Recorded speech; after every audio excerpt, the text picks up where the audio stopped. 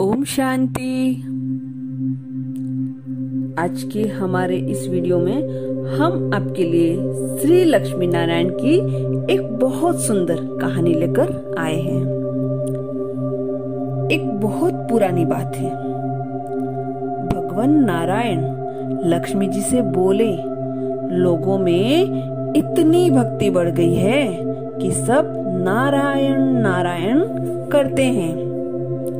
तो लक्ष्मी जी बोली, आपको पाने के लिए नहीं, मुझे पाने के लिए भक्ति बढ़ी है।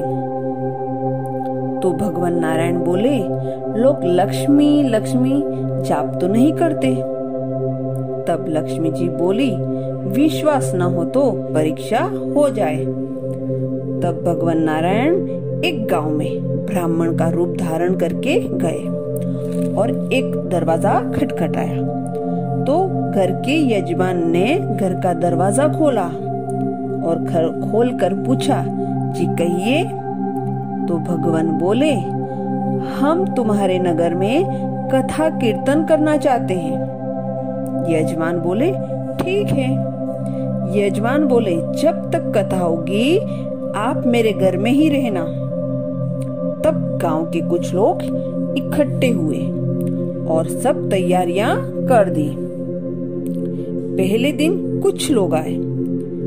अब भगवान स्वयं कथा कर रहे हैं तो भक्त क्यों नहीं आएंगे। दूसरे दिन तीसरे दिन कथा में भीड़ बढ़ गई। ये देखकर भगवान खुश हो गए कि कितनी भक्ति है इन लोगों में। लक्ष्मी जी ने सोचा, अब परीक्षा शुरू करने का समय आ गया। लक्ष्मी जी ने वृद्ध माता का रूप धारण करा और गांव में पहुंच गई। एक महिला अपना घर बंद करके कथा में जा रही थी। तो माता बोली, बेटी थोड़ा पानी पिला दो। वो स्त्री बोली, माता जी मुझे कथा में जाना है। तो माता बोली, पिला दे बेटी, मुझे बहुत प्यास लगी है। तो वह स्त्री लोटा भरकर पानी लाई। माता ने लोटे से पानी पिया और लोटा वापस लौटा दिया। तो वह लोटा सोने का हो गया। ये देखकर स्त्री अचंभित रह गई कि लोटा दिया था स्टील का और वापस लिया तो सोने का हो गया। वो स्त्री बोली, माता जी आपको भूख भी लगी होगी।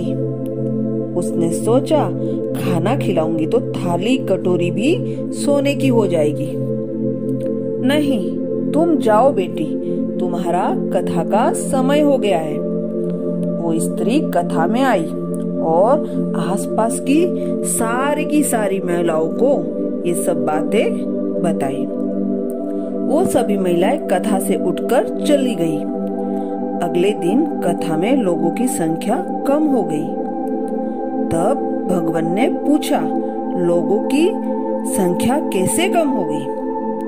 तो एक व्यक्ति बोला, गांव में एक चमत्कारी माताजी आई हैं, जिनके घर में पानी पीती गिलास सोने का हो जाता, खाना खाती तो थाली सोने की हो जाती।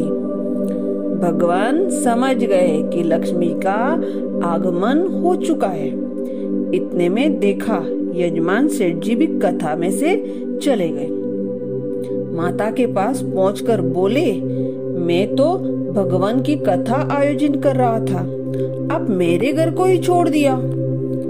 माता बोली, मैं तो तुम्हारे घर पर सबसे पहले आने वाली थी, लेकिन देखा तुम्हारे घर में कथा चल रही है और कथाकारक भी तुम्हारे घर में ही ठहरे हुए हैं।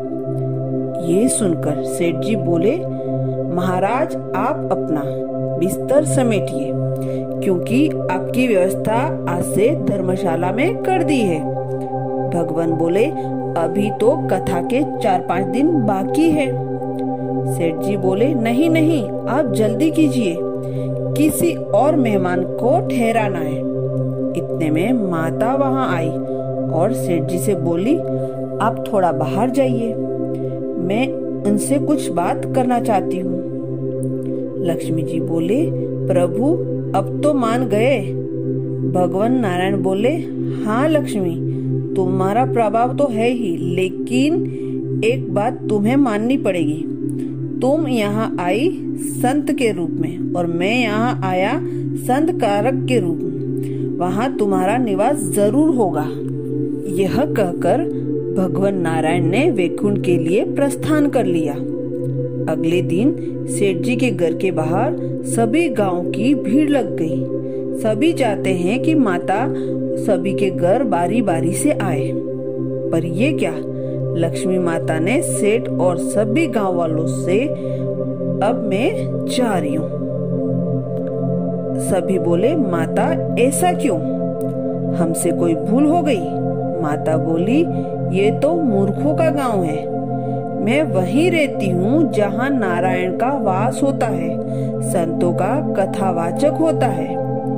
आपने नारायण को ही निकाल दिया, फिर मैं कैसे रह सकती हूँ? ऐसा कहकर माता लक्ष्मी जी भी चले गई।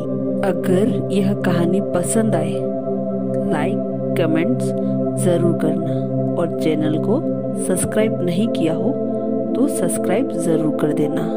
अच्छा, ओम शांति।